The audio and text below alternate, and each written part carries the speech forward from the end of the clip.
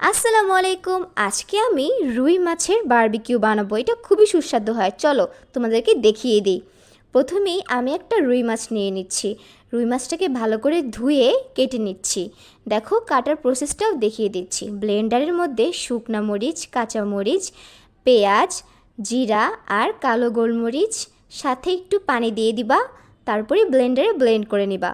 তারপরে একটি পাত্রের মধ্যে দিয়ে দিব লবণ, হলুদ আর ধনিয়ার গুঁড়া, আর উপরে পরিমাণ মতো সরিষার তেল দিয়ে দিবা আর একটু লেবু দিয়ে দিবা। তারপরে সেই ব্যাটারটা মিক্সড করে নিবা, ভালো করে মিক্সড করবা। মিক্সড করার পরেই সেই রুই মাছটা দিয়ে দিবা। রুই মাছটা দিয়ে দেওয়ার পর ভালো করে রুই মাছটার গায়ে ব্যাটারটা লাগিয়ে দিবা। তারপরেই টমেটো, লেবু দিয়ে ভালো করে মিক্সড করবা, আর লেবুটা মাছের ভিতরে রেখে দিবা জাস্ট বিকজ অফ সেন্টের জন্য। তারপরেই আমি আলুটাকেও ব্যাটারটার সাথে ভালো করে মিক্সড করে নিয়েছি। একটি প্যানের মধ্যে সাদা তেল দিয়ে দিচ্ছি।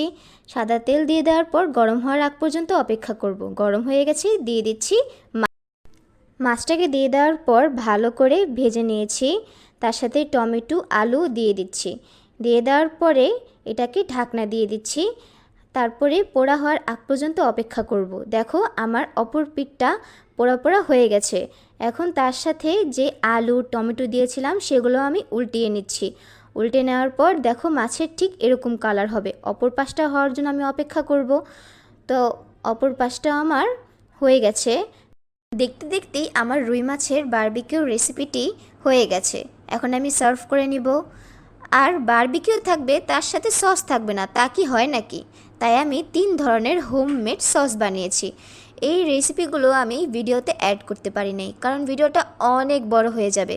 তাই এই ভিডিওগুলো আমি নেক্সট ভিডিওতে ইনশাল্লাহ ছেড়ে দেব। তো তোমাদের যদি আমার রেসিপিটা ভালো লাগে অবশ্যই লাইক, কমেন্ট অ্যান্ড শেয়ার করবা। আর হ্যাঁ, সাবস্ক্রাইব করতে ভুলবা না কিন্তু। আল্লাহ হাফেজ, দেখা হবে নেক্সট ভিডিওতে।